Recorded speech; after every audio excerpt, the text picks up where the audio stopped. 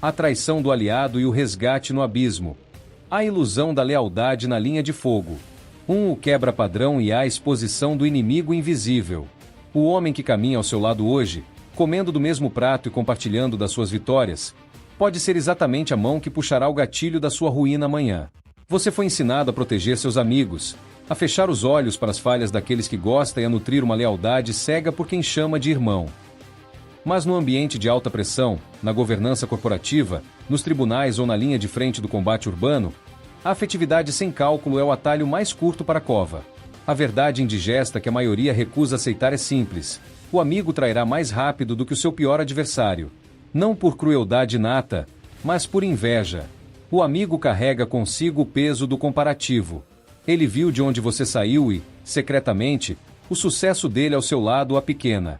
A proximidade gera intimidade, a intimidade gera o desrespeito, e o desrespeito transforma o aliado num tirano mimado, lento e complacente. Já o seu inimigo não espera nada de você. Ele não exige o seu afeto. Se você o contrata, se você o traz para o seu ecossistema sob regras claras, ele trabalhará 10 vezes mais duro do que qualquer amigo. Sabe por quê? Porque ele tem algo colossal a provar. A lealdade comprada pelo respeito à força é infinitamente mais blindada do que a lealdade herdada pelo afeto. Se você não tem inimigos hoje, você está estagnado. Descubra um jeito de tê-los, ou veja sua estrutura desmoronar por dentro. 2. O storytelling fissurante. Sexta-feira, 13h40. Setor Leste. O capitão Rodrigo, comandante da equipe de força tática, ajustava o coldre velado antes de ligar a viatura para o início do patrulhamento tático. Ao seu lado na cabine, como motorista, estava o sargento Bernardo, amigo de infância, companheiro de turma na academia e o homem com quem Rodrigo compartilhou os últimos 10 anos de farda. Bernardo era o tipo de parceiro que não recebia ordens diretas, recebia concessões. Rodrigo relevava os atrasos do amigo, a falta de checagem no armamento individual e aquela postura cada vez mais mimada de quem achava que a amizade com o comando colocava acima da doutrina. No banco traseiro, compondo a patrulha, estava o Cabo Franco. 6 meses atrás, Franco havia entrado com uma representação formal contra Rodrigo por conta de uma promoção interna. Eram rivais declarados. Rodrigo sabia do desdém que Franco nutria por ele. A atmosfera na viatura era de puro gelo, dividida entre a complacência perigosa de um amigo e a vigilância afiada de um inimigo. Tático comando, Copom transmite, ocorrência de roubo a banco em andamento. Veículo ocupado por 4 infratores armados com fuzis em fuga pela rodovia dos Bandeirantes. Solícito acompanhamento e cerco. Rodrigo assumiu o rádio, tático comando ciente. Em deslocamento para operação bloqueio no ponto de estacionamento do quilômetros 42. A viatura cortou o tráfego a 140 km por hora. Na chegada ao local estratégico, um ponto de aterrissagem e bloqueio rodoviário, a pressão psicológica era um elemento palpável. O plano exigia precisão cirúrgica, posicionar a viatura em ângulo de proteção, desembarcar, aplicar as técnicas de abordagem a veículos ocupados por infratores de altíssima periculosidade e aguardar o apoio do radiopatrulhamento aéreo, Águia. Bernardo, faça a checagem das armas de menor potencial ofensivo e do fuzil de assalto agora, ordenou Rodrigo. Bernardo, sorrindo com a displicência típica do amigo protegido, apenas deu um tapa no peito do colete e respondeu: "Fica frio, capitão. Tá tudo pronto, a gente se conhece há anos, sei o que tô fazendo." Ele sequer abriu a caixa de munição ou verificou a câmara da arma. O ego do amigo havia anestesiado sua prontidão.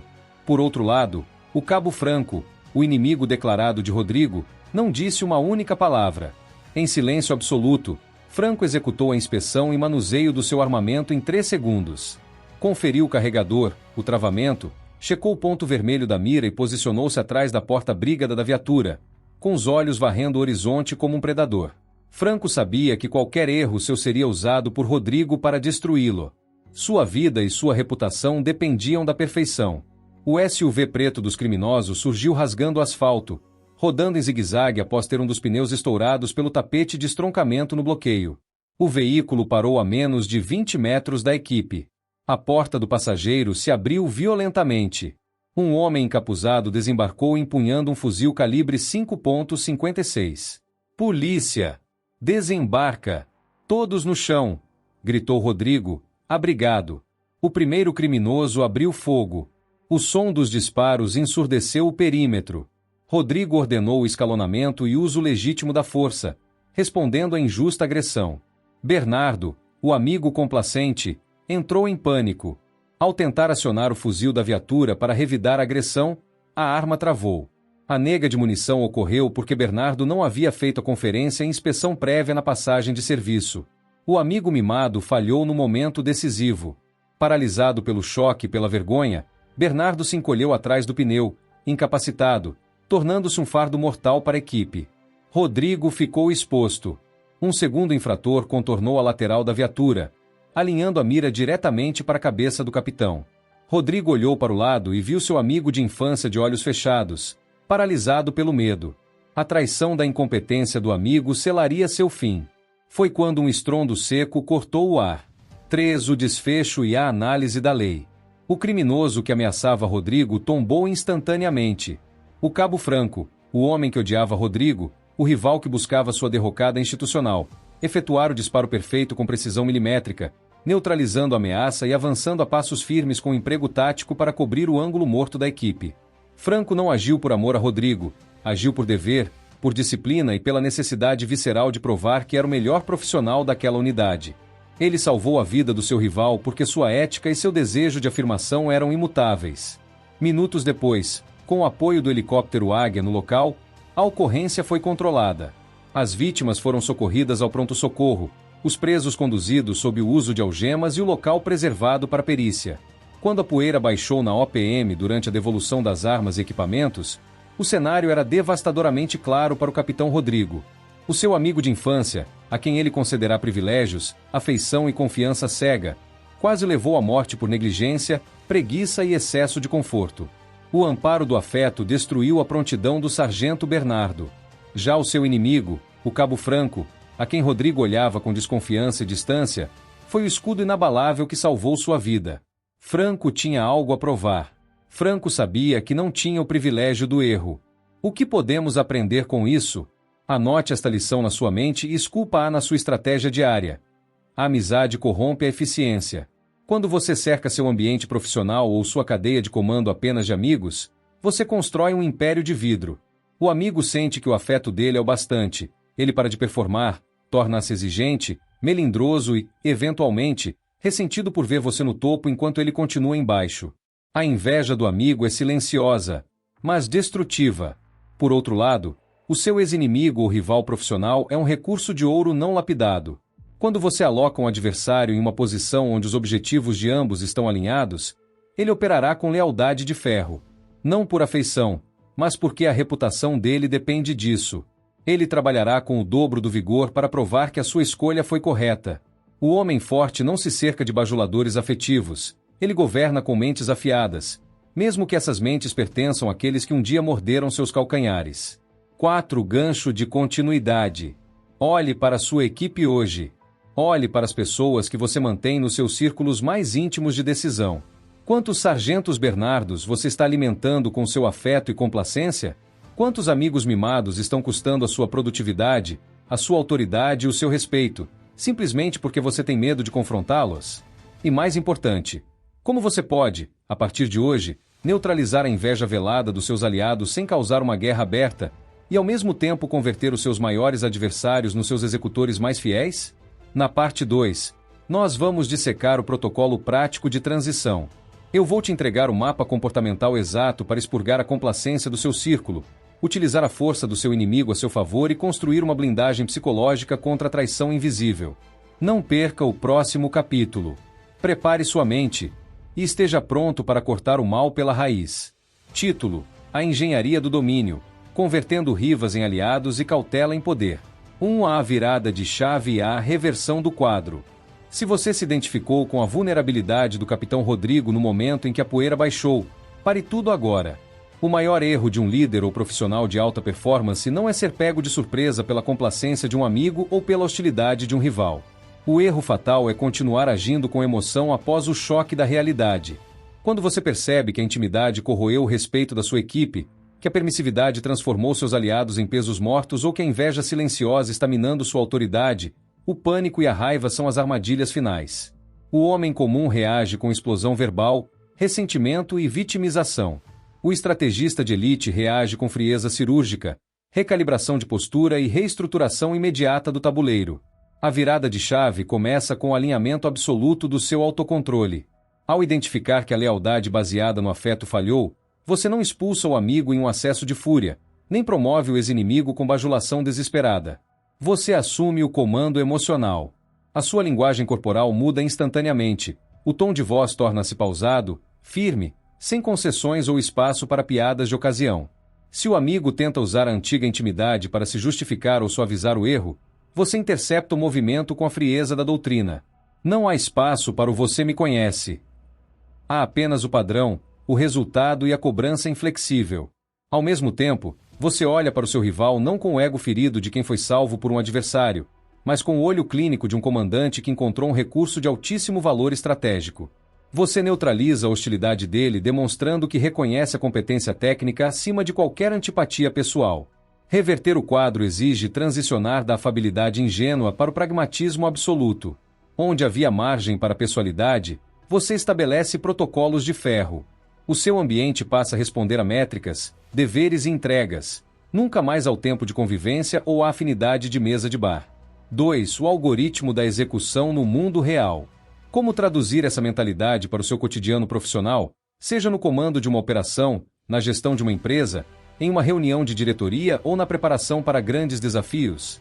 Aqui está o algoritmo de 4 etapas para aplicar este princípio sem margem para amadorismo. Passo 1. Auditoria de complacência. Faça um inventário imediato das suas conexões profissionais. Identifique quem em sua equipe ou estrutura possui acesso privilegiado a você simplesmente pelo fator histórico ou afeto.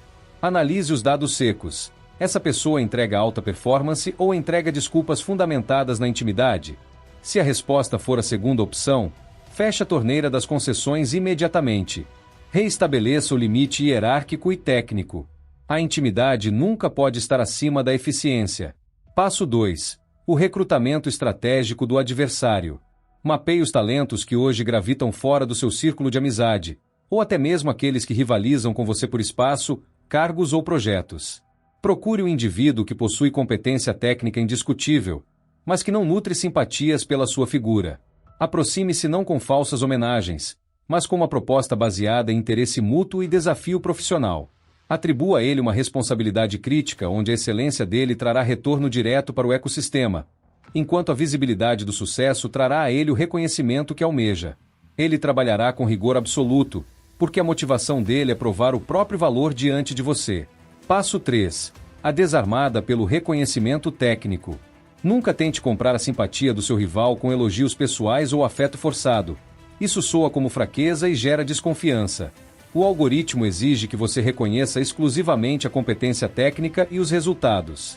Em uma reunião, em um relatório ou diante de uma equipe, atribua o mérito real e direto ao trabalho do seu ex-adversário. Isso desarma a narrativa de injustiça que ele nutria contra você e cria uma dívida moral silenciosa. Ele percebe que você é um líder justo e pragmático, não um chefe movido por favoritismo. Passo 4. O isolamento da inveja silenciosa. Amigos que se tornam tiranos ou ressentidos ao verem seu crescimento precisam ser movidos para a periferia das suas decisões estratégicas. Não crie conflito aberto, apenas retire o acesso às informações cruciais e às decisões de alto nível. Mantenha a cordialidade social, mas retire a influência operacional. O invejoso alimentado por informações atua como um cavalo de Troia interno. Isolado da estratégia, ele se torna inofensivo. 3. À exceção da regra, há inversão tática. Agora, preste extrema atenção. A estratégia sem discernimento é o caminho mais rápido para o desastre. Existe uma linha tênue entre a prudência tática e a paranoia destrutiva, e você precisa saber exatamente quando e como flexibilizar este princípio. Nem todo amigo é um traidor em potencial, e nem todo inimigo é um talento reaproveitável. A exceção da regra reside na capacidade de avaliar o caráter e a estabilidade emocional do indivíduo, e não apenas sua posição no seu círculo social.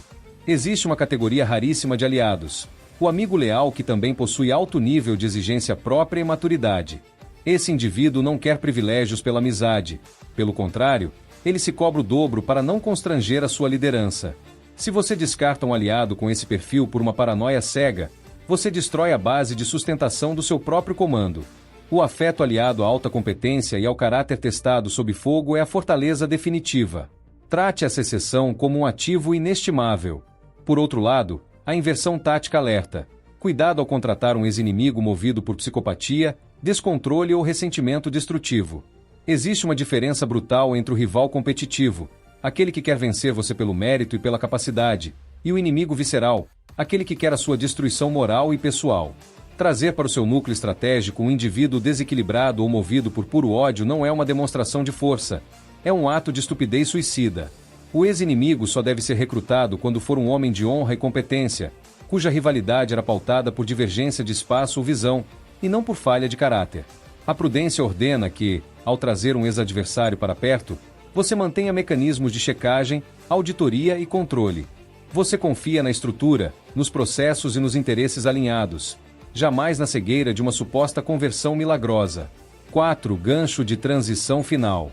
Você agora domina a anatomia da traição velada e o método tático para converter rivalidade em poder operacional. Você já sabe identificar o perigo da complacência e como reestruturar o seu ambiente de atuação com precisão matemática. Mas a pergunta decisiva que definirá o seu sucesso ou o seu fracasso absoluto nos próximos anos é esta: como blindar a sua própria mente para que você nunca se torne a vítima do seu próprio ego ao aplicar essas leis? Na parte 3, a consolidação final do nosso protocolo, nós vamos erguer a blindagem mental definitiva. Eu vou te entregar o código de conduta inabalável, o checklist de liderança sob extrema pressão e as diretrizes de comando para que você se torne uma figura inexpugnável, respeitada por seus aliados e temida por seus adversários. A transição final para o próximo nível de domínio está prestes a começar. Mantenha a guarda alta, a mente afiada, e nos vemos na parte 3.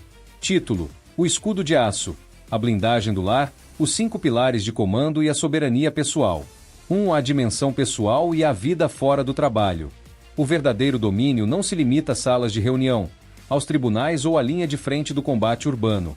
De nada adiantaria você se tornar um mestre na leitura de intenções no ambiente profissional se, ao cruzar o portão da sua casa, você se tornasse um refém do próprio ego ou descarregasse o estresse do campo de batalha sobre aqueles que têm o dever sagrado de proteger. A maturidade do homem de elite exige uma fronteira inquebrável entre a postura tática de combate e a liderança serena do lar. O erro de muitos profissionais de alta responsabilidade é trazer a desconfiança e o cálculo frio para dentro da vida familiar e financeira, infectando o casamento, a criação dos filhos e a gestão do patrimônio com a mesma agressividade usada contra os adversários externos. Na vida pessoal, a aplicação desta lei de sobrevivência não significa paranoia, significa proteção de perímetro. No âmbito financeiro, nunca misture amizade com negócios familiares. Quantas famílias foram destruídas? Quantos patrimônios erguidos com anos de suor foram pulverizados porque alguém decidiu emprestar dinheiro, assinar fiador ou entrar em sociedades informais com amigos íntimos sob o pretexto da afeição? O afeto cega a análise de risco. Na vida financeira pessoal, trate investimentos e acordos com a mesma exigência jurídica e formal que aplicaria a um estranho. Quem ama protege o patrimônio da família contra a complacência de terceiros. No ambiente familiar e afetivo, o seu papel é ser a fortaleza, não o tempestuoso. O guerreiro que não sabe desligar a armadura ao entrar em casa torna-se um estranho para os seus. A firmeza que você usa para repelir bajuladores e manejar rivais no trabalho deve se converter em presença, sabedoria, escuta ativa e firmeza acolhedora dentro do seu lar. O seu lar não é uma arena de disputa de poder. É o santuário que você protege com a sua própria vida. Não deixe o estresse da rotina contaminar a paz daqueles que depositam a fé na sua liderança. 2. O protocolo de execução em 5 pilares. Para que esta doutrina fique gravada de forma indelével na sua mente e possa ser executada a partir de hoje, memorize e aplique os 5 pilares de comando do estrategista. Pilar 1. Desconfie da complacência alimentada pelo afeto. Nunca meça a competência profissional pelo grau de amizade. A proximidade gera expectativa de privilégio e relaxamento de disciplina. Mantenha a régua de cobrança elevada para todos, especialmente para os mais próximos. Pilar 2. Julgue os homens pelos resultados, nunca pelas palavras. Pessoas mudam, promessas se dissolvem na primeira crise. A única moeda de troca real no ambiente de alta performance é o resultado entregue com constância, técnica e respeito à doutrina.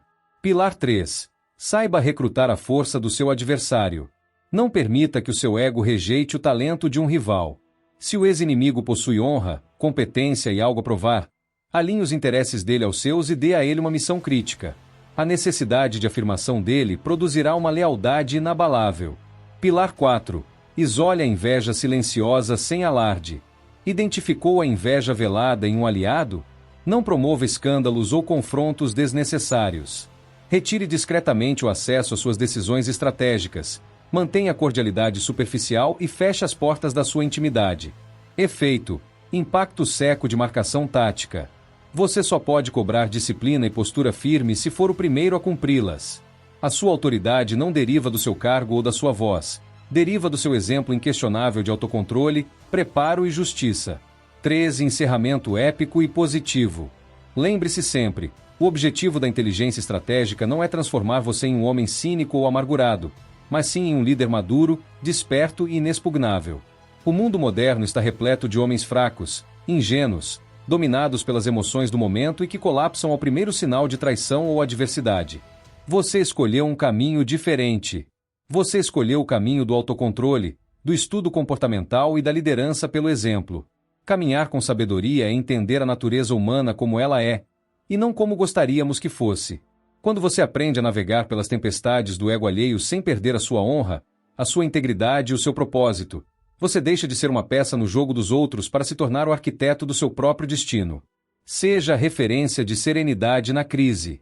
Seja o escudo para sua família, o pesadelo para os intencionados no mal e o farol de liderança para aqueles que buscam a verdadeira excelência. A honra não está em nunca enfrentar inimigos, mas em nunca permitir que as fraquezas dos outros corrompam a sua força interior. 4. Chamada para ação. CTA, de elite. Se esta análise expandiu a sua visão estratégica e fortaleceu o seu arsenal de liderança, faça agora o que os homens de decisão fazem. Inscreva-se no canal, deixe o seu like e ative o sino de notificações para não perder os próximos protocolos de alto nível. Hoje, a nossa comunidade de elite deixará uma marca nos comentários. Quero ver quem realmente absorveu esta instrução até o último segundo. Escreva nos comentários a nossa diretriz de honra desta aula. Comando firme, mente fria e lealdade testada no fogo. Deixe essa frase gravada nos comentários como um compromisso público com a sua própria evolução. Instrução encerrada. Mantenha a mente afiada e o controle absoluto. Missão dada é missão cumprida.